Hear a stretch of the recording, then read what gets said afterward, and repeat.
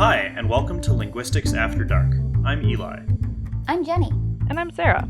If you've got a question about language and you want experts to answer it without having done any research whatsoever, we're your podcast. Settle in, grab a snack or a drink, and enjoy. We're here, it's episode 1! Yay! Yeah! We did a couple of dry run episodes before this. It's probably never gonna surface unless we get real desperate for Patreon content. Hey, do we want to learn a language thing? Yeah! Always. Let's learn a language thing. One of the things we want to do on this podcast is answer all of your questions. But before we do that, we want to share one of our favorite fun language things on every episode. So today's language thing of the day is ambiguity. Ambiguity in linguistics is when a given utterance or sound could mean more than one thing. For instance, as everyone's favorite linguistics joke goes, I like syntactic ambiguity more than most people. Or more than most people. I always knew you were a loner. I mean, look, the thing about that sentence is it's true both ways. That's fair. So the ambiguity in that sentence is that in English it could mean that I like syntactic ambiguity more than most people like syntactic ambiguity, which is possibly true. I don't know, I haven't interviewed everyone. But it could also mean that I like syntactic ambiguity more than I like most people, which is also not always true, but sometimes. So syntactic ambiguity is, I think, probably one of the most fun kinds of ambiguity, because it leads to these interpretations where one is usually the one that is meant more often, but the other is funny to think about. Mm-hmm. But we also, there's like phonetic ambiguity Mm-hmm. and morphological ambiguity also, right? Yeah. One of my favorite examples of morphological ambiguity is with the prefix un. So, like an unlockable door is either a door that you can unlock or it's a door that you can't lock. Ooh, Oh, that's so good. I like that one. You know, those are two very different types of doors. You really want to make sure that you get the right one when you're storing your valuables or creating an emergency exit. That is the same thing as like an inflammable object, where it's a thing that you can inflame or set on fire, and Right. It's also a thing that is not able to be set on fire. Yes. Which I think that's also a contronym, is like a word that means the same thing as the opposite of itself Yes. in a different sense. Yes. Which we will save for another episode. Indeed. So the morphological thing here happens because those two uns and those two ins are actually two different prefixes, right? They're the same prefix, but the question is whether you've put the prefix on before the suffix. Like, are you able to inflame something, or are you able to flame it? Oh, yes. So you could make like a little tree diagram or something like that talks about how which order you put the suffix on and the prefix on. Exactly. Fun with affixes. Yes. Always a good time. Well, that was an unambiguous end to this segment. Do we want to answer some questions?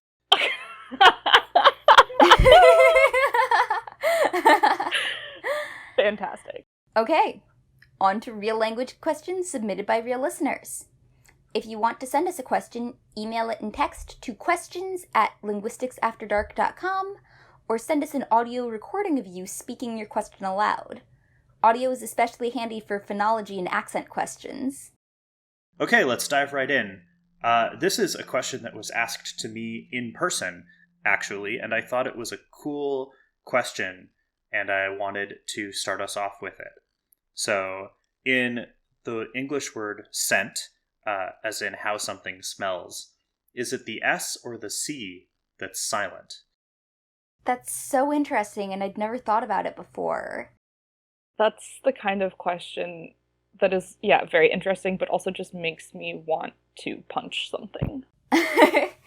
See, I really want to, like, look up the etymology now and figure out where the SC compound for the S sound comes from. And I'm not going to do that because that would be, like... doing research. Stopping to research in the middle of this. We don't do that. But it also is not just an S sound. It is also a C sound. And I believe historically it's a C sound as well as an S sound. Right. Yeah. Like, it's... Because you can have scent with just an S and scent with just a C.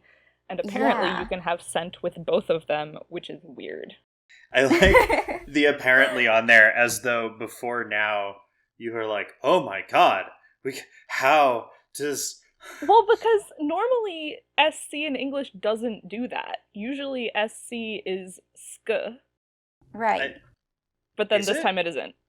Because there's like words like descent, or I was going to think of another word and I was like ascend, and it's like, yes, that's the same. It's the same thing. Okay, it's because it's SCE. That's annoying. Your Latin is showing. No, just I forgot the whole soft C rules of English. It's fine. Is there a soft C rule of English? Have I just internalized this rule? Yeah. Usually, most of the time, if a C is followed by an I or an E, it makes an S sound instead of a K sound. Wow, you just blew my mind. There's probably a cool etymological reason for that, like the Phoenicians didn't know how to say ooh or something like that. I have to go back to, did either of you go to kindergarten? Yeah. I didn't. Well, okay, fine, you were homeschooled. That was a bad joke. But, like, yeah, I was, like, very specifically taught that as a spelling rule. The only spelling rule that I can remember is, I before E except after C, which I guess also now that I'm thinking of instances of C's and E's and I's and stuff, like, it does make sense. But also, that rule, because of loanwords and other word sources, has more exceptions than it has words that follow it. So, like, English spelling has rules. They're just not useful. Easy. Yeah, I only actually did spelling for, like, a week when I was about 9, and then Mom was like, this is silly. You can spell all of the words this book is trying to teach you. We're not going to waste your time with that anymore. And I went back to just figuring out how to spell by reading things or asking questions. So that is also the only spelling rule I know. Fair enough. And wow. Yeah, soft C, blowing my mind. As you said earlier, the reason I think this is a really cool question is because you can have SENT, you can have CENT, and you can have SCENT, and all three of them sound exactly the same. Scent, scent, and skent. So, what do we think? Is it the S or the C that's silent? And why is that a bad question? I don't think it's a bad question. I think it's just that, like, English orthography is not phonetic, or not consistently phonetic. And this is one of the places where trying to read, like, words in English like it's a phonetic writing system will mess you up, because there isn't an answer like that. Yeah, there isn't a one-to-one correspondence between every character in a word and a sound that it is or isn't making. Yeah. You're right. English spelling doesn't work that way, which isn't bad. It's just not the point of English spelling. Yeah. I want to come back to that topic, possibly today, possibly not today. Listeners, ask us your questions about why things are spelled the way that they are, and we'll talk about English orthography and, well, I'm not going to speak for everybody else, but why I love it. Yes. Oh, it's great. We are anti-spelling reform on this podcast. Episode 1, Taking a Stand. I feel like I should probably admit here that I was very firmly pro-English spelling reform for, like, 3 years when I was in my early teens, but I got over it. Like one gets over the flu. We all have our phases. I too had an awkward teenage spelling reform phase. Yeah, I don't think it's a bad question. It just, makes me mad because there isn't an answer. Fair. And I don't like that. And I also am going on record and I'm going to say it's the C that is silent, because typically we get words with that SC, often E pattern, like you said, with ascend and descend. I think we get a lot of those from Latin, where the C would have been pronounced like a K. And then as Latin evolved, like later Latin pronounces SC either as a sh or as a S sound and makes the C silent. And that's what we have brought into a lot of our English pronunciation. Although based on what we think of as English phonetics rules, you could not definitively say whether the S or the C was the silent thing. I'm guessing like 98% confidence that the C is the silent thing. SC being pronounced sh, is that like where you get Commonwealth English schedule from? Probably. I was thinking more of like crescendo, which I guess I just always assumed that was Italian. I mean, it is, but I think that Italian pronunciation came out of later Latin. So, Sarah, you're saying that it's the C that's silent, or we should actually be pronouncing it skent? I'm saying it's the C that's silent. I am not in favor of skent. I think that's a silly word. Opportunity for a hot take and you let it pass by. I admire that. With that mystery solved, how about another question? All right. This one was submitted to us by someone at CrossingsCon 2019. They attended the Linguistics After Dark panel, submitted a question, and we did not get to it because we got a whole lot of questions there. So, all the questions we didn't answer, I saved. The question is, after learning what you have you tried to adjust the way you speak? So, has our study of linguistics influenced us to try to consciously change how we talk? I think it helped me let go. You talk about a rebellious teenage spelling reform phase.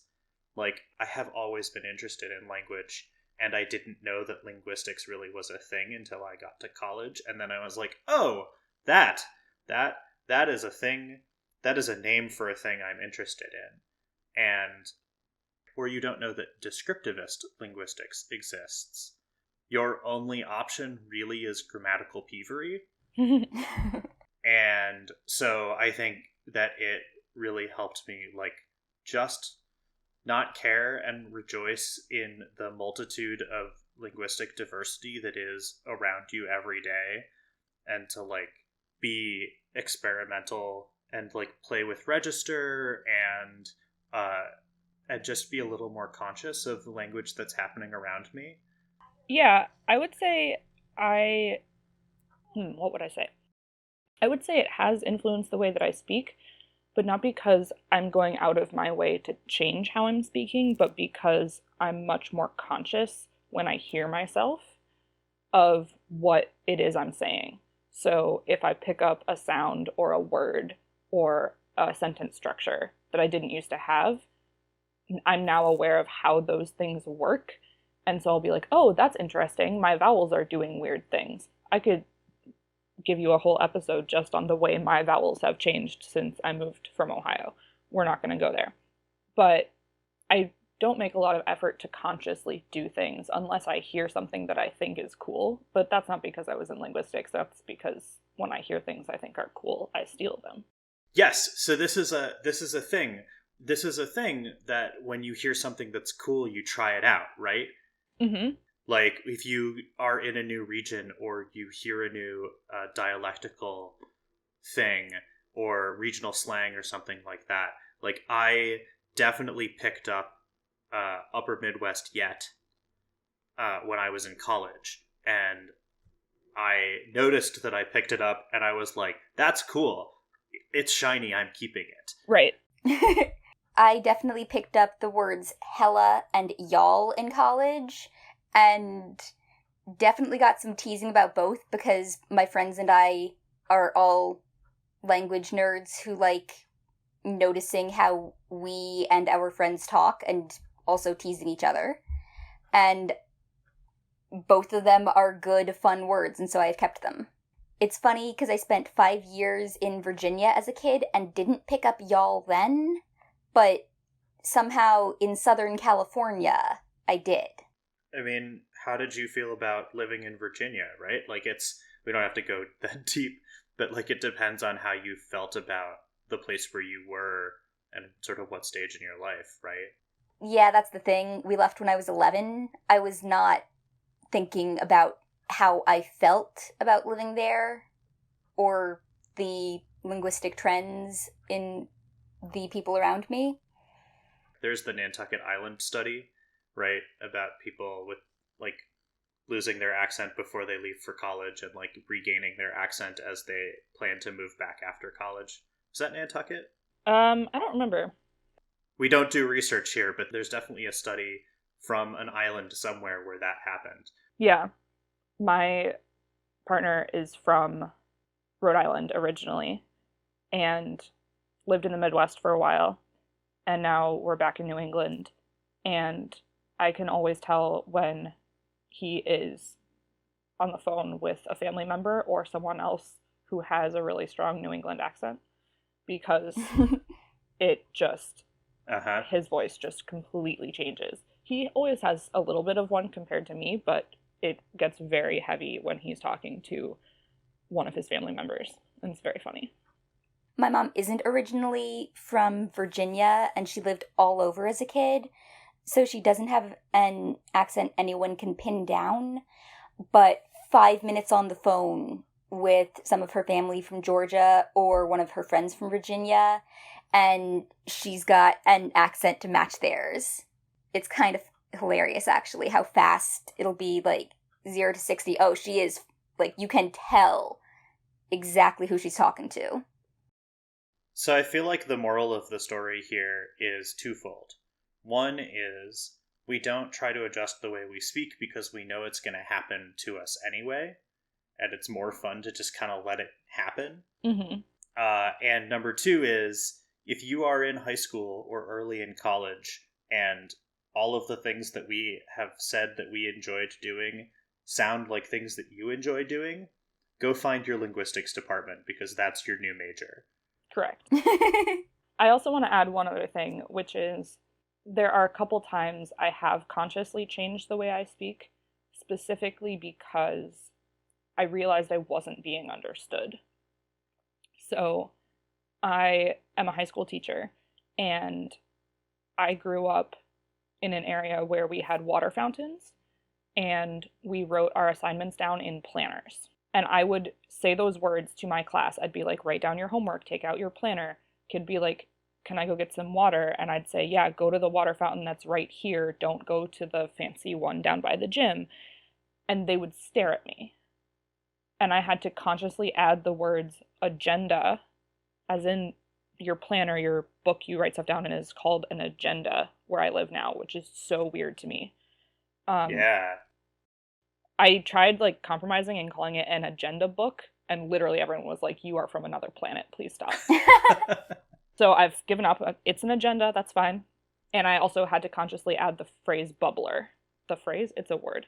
I had to consciously add the word bubbler to my vocabulary. Because if I said water fountain, they'd be like, there are no fountains inside this building. Wait, you live in a bubbler area? I do.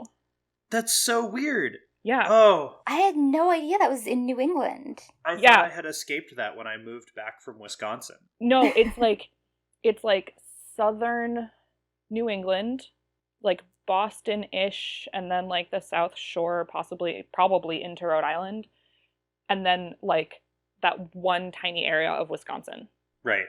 And I have no idea why these two communities so far apart geographically are the only two places that have that word, but they do. So, I know why. There's a third region also, and I know why.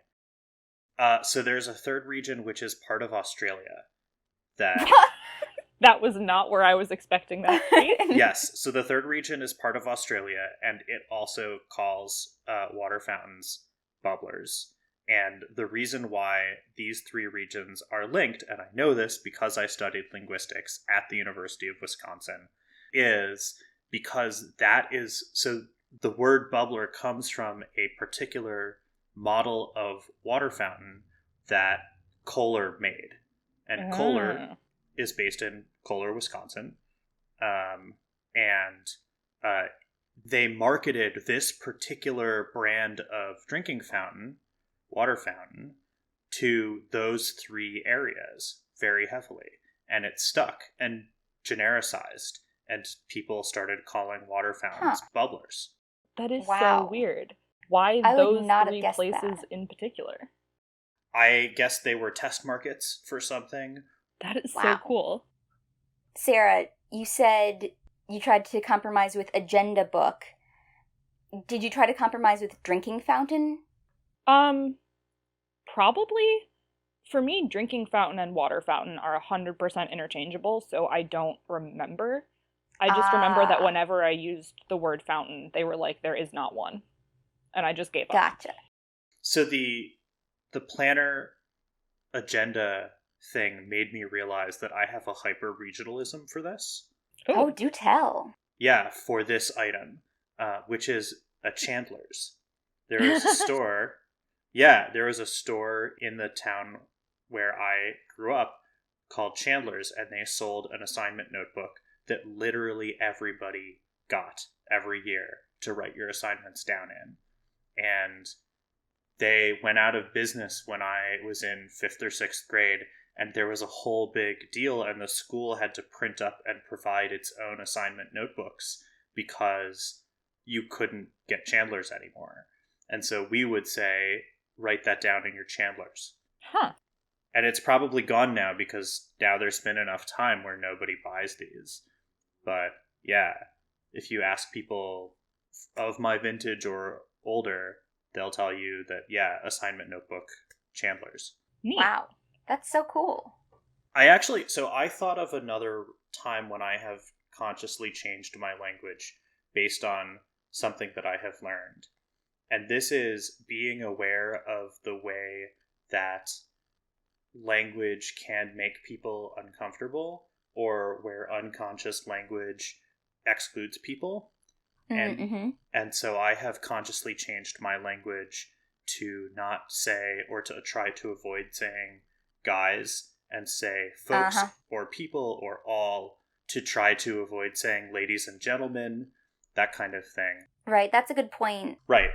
So that is a way that, and I think that that's just general courtesy and inclusiveness, but when you study linguistics, you learn about the ways that language can be used to entrench power. And so I think it was very obvious for me the necessity to change my own language.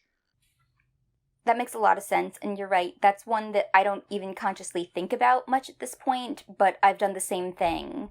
Also, you didn't mention, but using they instead of assuming, if I'm talking about, like, oh, I saw this person earlier, and not just assuming based on appearance that their pronouns are he or she, but just defaulting to they.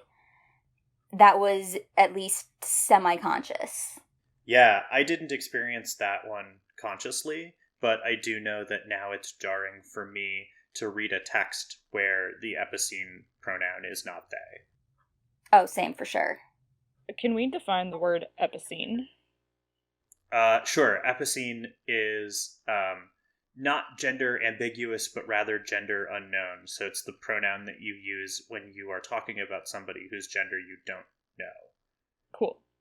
Yeah, I think I was mostly conscious of it because my linguistics professor explicitly talked about it at one point. It was a language of gender and sexuality class, and she said something, and she was clearly trying to point out that we all have these biases in the way we speak that we don't think about, but the way she framed it, it was essentially when you see this person and they just like set up the scenario, and she was expecting the class to say he, and everyone just kind of said in unison, oh, they, or what do they want, or whatever the appropriate response was. And she didn't believe us, and she was like, you might think you do, but actually I bet most of you would default to. And we got into this whole, like, mini debate about whether or not, at this point, most of us in the class would default to they. And after that, I started actually paying attention more. And it was early enough in my making the shift that I think of the shift as semi-conscious, but it didn't start that way. And it's long since become part of my unconscious, like, speech patterns again. All right, so our next question is from Beth Galadriels, and she asked, how does pluralizing superhero names work? Is it Batsman or Batman? Would it be different for Spider-Man because there's a hyphen in there? What do you do with that? This is an important question. Oh, for sure. Especially with our tendency in comics these days to have multiple universes. The Spider-Man question in particular is important for Into the Spider-Verse, I feel. Yes. Fair. I feel like, actually, since you mentioned Into the Spider-Verse, I was thinking, I feel like I've most frequently seen Spider-People, because you've also got Gwen and Penny running around. Plus, I haven't seen it, but aren't there also some spider not humans? Well, there's a Spider-Pig. Okay. Also, you haven't seen Into the Spider-Verse? Dude, I suck at movies. Okay, we're sitting I know, down. but so do I. And I still saw it, and it was amazing. Yeah, but you live in a comic book family. Yes, okay, fair. Sarah, we are going to find a way to make sure that you watch this movie, because it's a great movie. I know. It's so good. I'm not, like, avoiding it on purpose. We will create the environment. Like, if it has to be a thing, we will set up a thing so that it happens, if it's not going to happen passively, because Spider-Verse is very important. Excellent. I look forward to it. I feel like Spider-Gwen would 100% object to being included in Spider-Men. Yeah. I feel like if people were like, hey, look, it's a group of Spider-Men, she would be like, I'm going to punch you now. Yeah, that sounds about right. Well, and I feel like I guess for Batman, with all of the different other characters, you have, like, the Bat family. Mm-hmm. I could also totally believe Bat people, but then I guess if Bat people. But, like, well, I think it's just bats at that point. Also true. So Spider people also works well, but, like, if you're not considering necessarily multiple universes or multiple characters with the same powers or some other kind of relationship, but, like, just different incarnations of literally the same person, like how you have Andrew Garfield and Tobey Maguire and Tom Holland all playing Spider-Man. Do you say their Spider-Men are different but equally valid? Do you say their different Spider-Mans are all different but equally valid? Do you say one of those and say, but I like Andrew Garfield the best? I don't know. I cannot deal with Spider-Mans. No. Whatever the answer is, it's not Spider-Mans. Okay. See, I'm actually okay with Spider-Mans because I hear it and assume, like, that we're talking to, like, a toddler or some other small child who is still figuring out how plurals work. So it's definitely not right in my head, but it's wrong in the kind of way that sounds like an English language learner mistake.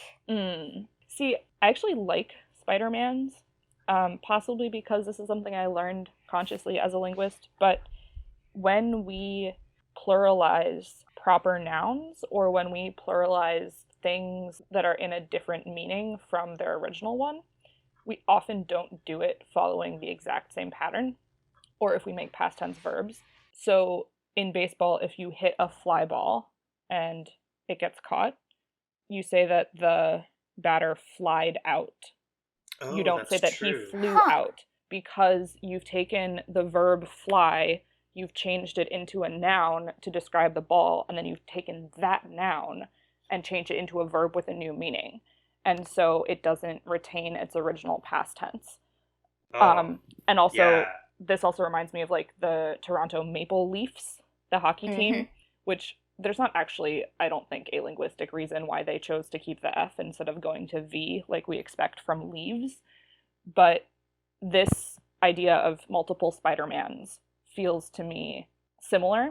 So like, I guess I would interpret the phrase Spider-Man to be like Peter Parker and Miles Morales hanging out together are two Spider-Men, but Tobey Maguire, Andrew Garfield, and Tom Holland are three Spider-Mans because they all played Peter Parker. Interesting. Okay. And I don't know if that's just a distinction I've arbitrarily made, but that's how it feels to me. I feel like this is like a fishes kind of a distinction here. Okay. Yeah, actually, no. I think you've convinced me. Hey. I can see Spider-Mans as different, distinct incarnations or exhibits of a Spider-Man.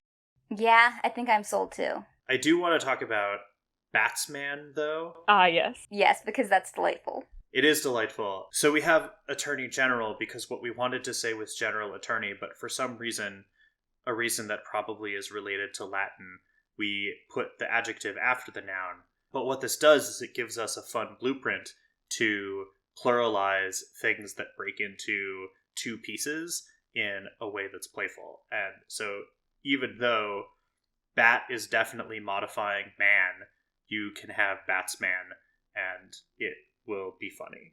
There's also the example of like siblings-in-law or parents-in-law, where some people do put the plural on the noun part, like brother or sister, and they'll say, oh, I have 4 brothers-in-law. Because there also, the adjective kind of thing, the modifier is coming later, but not because we've decided to be Latin, just because that's actually where it goes in that particular English phrase. But some people do say brother-in-laws or sister-in-laws. Right, so it's interesting because some people still interpret that as noun, optional plural, adjective, and some people have totally taken the whole hyphenated 3-word phrase and been like, that is a noun, I can put the plural on the end. Do we think that that's influenced by in-laws? Like, oh, my in-laws are coming over? Because I think even people who would say, like, brothers-in-law would never be like, my sin-laws are coming over. Absolutely. Well, absolutely to people who say brothers-in-law would not say sin-law. I will put myself out there as an example of that, because I definitely say brothers-in-law, but I also don't say sin-law.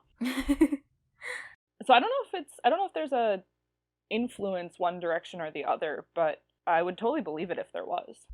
I also do appreciate the idea of Batsman as being like Batman, but having multiple bats. Yes.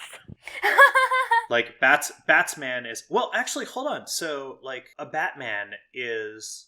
Isn't a Batman like a valet, right? Something like that, yeah. What? There's the English term, I feel like I've mostly seen it in like period novels. Lord Peter Wimsey, I think his manservant used to be his Batman when they were like in the military in World War I. But I don't know what the actual definition is because I've only picked it up from context, but it is something like a manservant or something like that. And I feel like there's something really good here. Like, I think we're onto something, because I'm pretty sure it's Batman canon that Alfred Pennyworth feeds the bats in the Batcave. Like, the flying ones, not just the people ones. I guess he does also feed the people ones frequently. So he is Batman's Batman and also Batman's Batsman. I think he is Batman's Batman and also Batman's Batsman. We can do nothing else for this question. We need to move on. Nope, that is the perfect ending. Indeed. Also, the title of this episode is Batman's Batsman. And on that note, our last question ties in very nicely to the fun with ambiguity we were talking about earlier.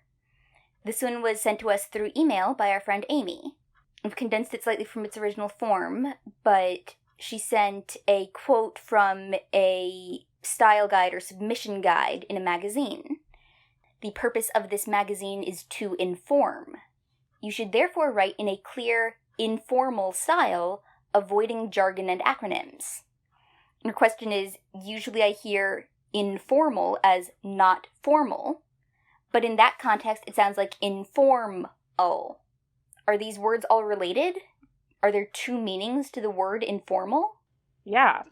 Affix ambiguity! Yay! Woo! Affix ambiguity is correct.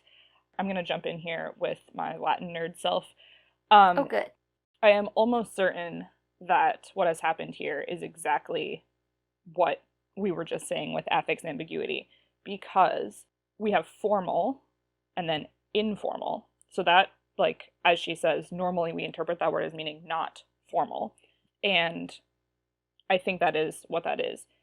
Inform as a verb also has that prefix in, but in that situation, even though it's the same prefix, it does have a second meaning.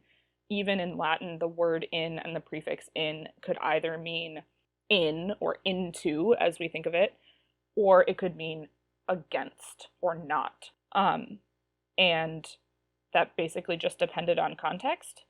But because we have the verb inform, we can tell that in that place, the in has attached to the stem form, and it means like give shape, give information to or into something, versus formal, where we've attached the suffix first, meaning to do with form, to do with style, and then in as in not that. So probably they are etymologically related, but I think what magazine here is doing is actually just having a little bit of fun with the fact that these words look alike and sound alike, and it's a nice kind of mnemonic device for their style guide, which is if you want to inform someone of something, you should be informal, because if you're too highfalutin with your language, people don't actually learn. Yeah, I think you're right. Whoever wrote this is having a little bit of fun with these two words. I have to ask, though, has anybody encountered the word informal meaning describing something that informs? No. I'd never seen it like that before. The word I hear that means that is informative. Yes, or informational. Mm-hmm. Yes. Although, going back to the ambiguity thing, does informative, could it also mean something that doesn't influence you in a formative way? I feel like my need for that word is not very often. Well, right, which is why it doesn't. But also, there is a thing where you have the in and you have ative, and it may be such that in can't happen after ative, right? You might have to have unformative at that point. Oh, that's true. Because there is this thing where you get an order of affixes where in meaning not has to be very early, mm-hmm. and if you don't get that, you have to use un. Yeah. Right? Yeah, I've never thought about that, but it is quite possibly a thing. Yeah, that is a morphological thing that I remember, and remember having my mind blown by. That sometimes you have to use un because it's too late to use in. Yeah, wow. This is the first time I'm realizing that, but wow. Well, and so, like, you actually, if you have uninformative, at this point, the in and inform, I feel it has been lexicalized. Like, most people wouldn't really, like, the in and information, I think people wouldn't actually count that as an affix. But you can't say ininformative, you have to say uninformative. Mm-hmm. Right. Some of it is, like, phonological, too, because ininformative is hard to say. That's true. All right. Shall we talk about the puzzler? What puzzler? Ah, good question. So every episode we're going to have a puzzler, and sometimes it will be linguistics related, and sometimes it won't be. It's basically just up to our capricious whims, and we will reveal the answer to the puzzler in the next episode. So you have between one episode and the next to work it out or figure it out or cheat and look it up. We're not going to stop you. So we don't have an answer for last time's puzzler because we didn't have a last time, but we have a puzzler for this episode, and it goes like this. So for this week's puzzler, we're going to be talking about English spelling. There are a bunch of words in English that are spelled with 2 consecutive double letters. Anybody think of a couple off the top of their head? Raccoon. Coffee. Bassoon is the one that I think of, or balloon, which are basically the same word. So there's a whole bunch with 2 consecutive double letters, but it's pretty rare to find an English word with 3 consecutive double letters. So the puzzler for this week is find one of those words. And we won't stop you from looking them up on the internet, but it's definitely cheating if you do that. We're not going to come to your house and stop you, though. So yeah, be your own person. Make your own choices. Also, I would just like to say that when you mentioned bassoon and balloon being basically the same word, immediately in my head, I saw a person playing a latex balloon with their fingers, like a musical instrument. Oh, see, that's funny, because I was picturing someone trying to play a bassoon, but, like, it was filled with helium and slowly lifting them into the sky. I intended none of those things, and I'm delighted in all of them. On that note, enjoy our bassoon balloons and whatever else you thought of. And thanks for listening. Our episode is now over. Linguistics After Dark is produced by Pausing Enterprises. Audio editing is done by Eli. Question wrangling and transcriptions are done by Jenny. And show notes are done by Sarah. Our show is entirely listener-supported. You can help us by visiting patreon.com/mfozzing, EMFOZZING, and by telling your friends about us.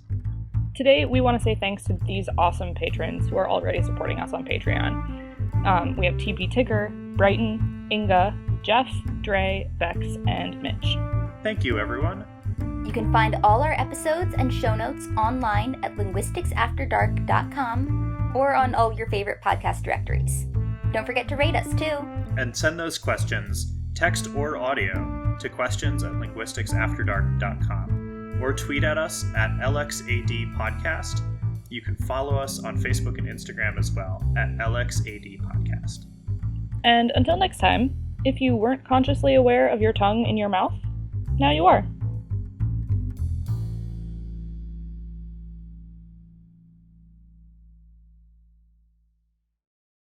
That's cool. It's all good. We can fix it in post. Okay, then. That is the motto of scripted broadcasting, yes. All right, that sounds like the end of this. Okay. Segment over. All right, Jenny, you're up. For more about Sin Law, our upcoming Patreon goal for Lawyers After Dark will soon be met. Tell your friends about us. Have them give us money. We'll bring on some lawyers and make them answer this. I just remember that whenever I used the word fountain, they were like, there is not one. And I just gave up. Gotcha. No, it would have to be like it's an oblique, isn't it? So it doesn't fucking matter. I don't know. I actually really enjoyed the one that we edited together. I feel like, especially the question about the X-Men doing the Great British Bake Off. Like how you have Andrew Garfield and the other people who play Spider-Man in movies. Why can't I think of their names? Tobey Maguire. That one. Yeah. And Tom Holland, I think, is the Tom newest. Holland. I'm going to try that all again. Yep.